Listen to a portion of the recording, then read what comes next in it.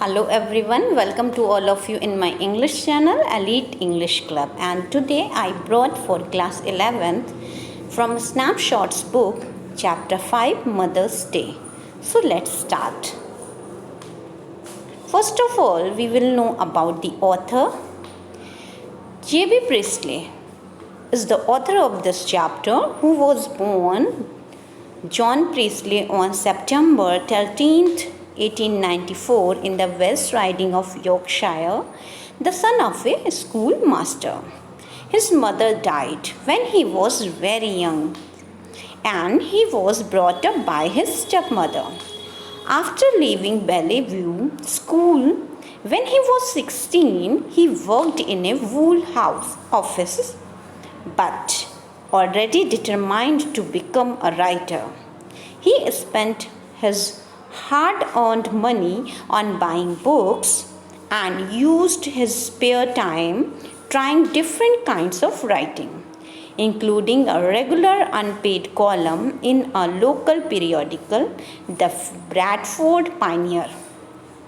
Samples of his early writing are kept in the archive at the Special Collections of J.B. Priestley Library at the University of Bradford. His first piece of professional writing was an article, Secrets of the Ragtime King, which appeared in London Opinion on December 14, 1912. After a remarkably productive lifetime spanning most of the 20th century, the grand old man of English letters, Priestley O.M. died on August 14, 1984. His ashes are buried at the charming old church at Haberholme in the Yorkshire Dales. Now we will see the introduction of the chapter. The play, written by J.B. Priestley, reveals how a mother's efforts are ignored by her family. It narrates how the family members who work 8-hour shifts a day look upon her although she works for the whole day and all week. After all, she does for them. They take her for granted. They make her feel obligated to provide for them and do not even appreciate her efforts.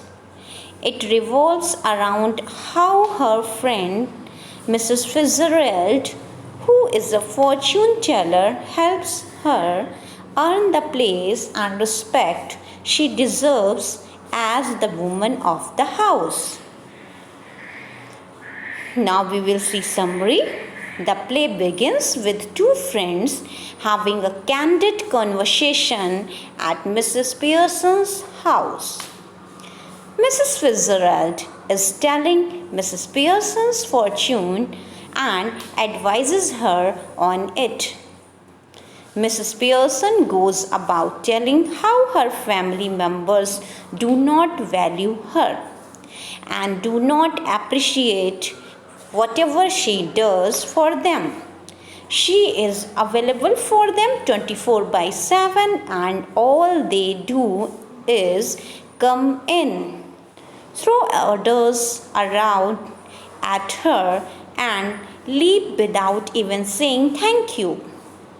Mrs. Fitzgerald tells her to take her stand as the woman of the house, but Mrs. Pearson, being the sweet and innocent lady, does not want to bring her family any sort of discomfort.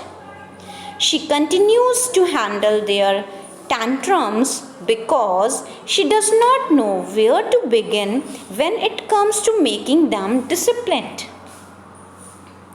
Mrs. Fitzgerald proposes a plan to switch their bodies so that Mrs. Fitzgerald takes her place without her family knowing.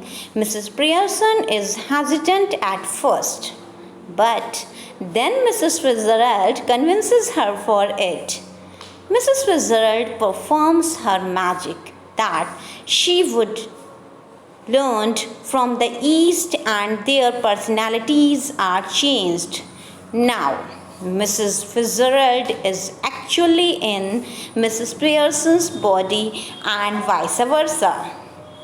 Now, new Mrs. Pearson tells Mrs. Fitzgerald to go to her house for the time being. At this moment, in the play, Doris Pearson, daughter of Mrs. Pearson, enters the scene asking for tea and ordering Mrs. Pearson to iron her yellow silk. She gets shocked at the sight of her mother smoking, and from there the argument begins, where Mrs. Pearson inserts Charlie Spence, the guy she is about to go out with. Doris leaves crying, and Cyril, her brother, enters asking for tea and something to eat. He too is amazed at having come home to see that there is nothing to eat and no tea to drink. Upon asking if anything is wrong, Mrs. Pearson tells him that she had never felt better. Cyril gets annoyed and Doris joins him, where they are told that Mrs. Pearson might even take the weekend off.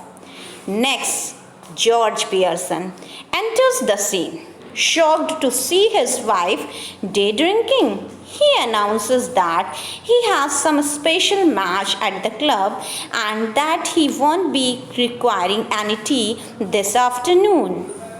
On being told there is no tea, he gets annoyed again.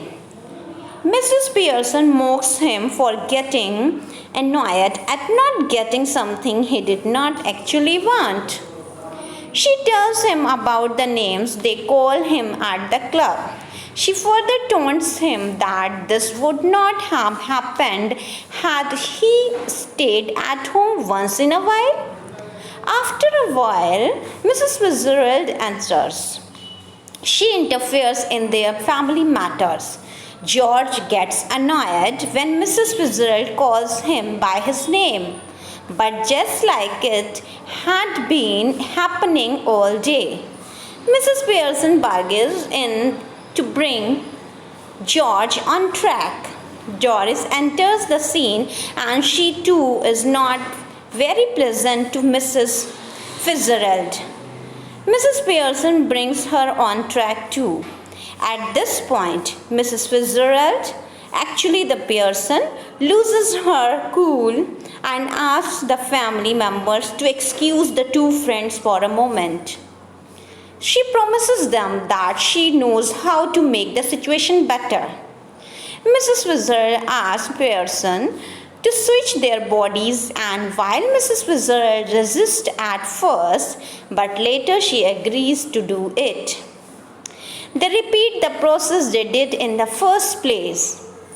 The real Miss Fitzgerald now explains Mrs. Pearson how important it is for her to be a bit dominating once in a while to establish her control and respect. The family enters and Mrs. Pearson suggests that they play rummy and the kids make supper. Everyone instantly agrees and they are a bit relieved too.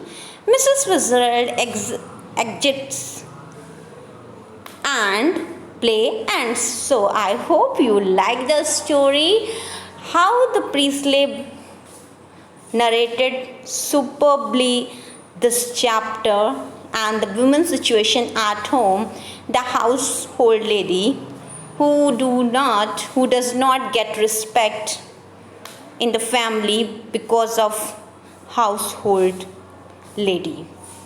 So I hope you like the chapter. Keep watching, keep learning. Do not forget to comment in comment box. Till then,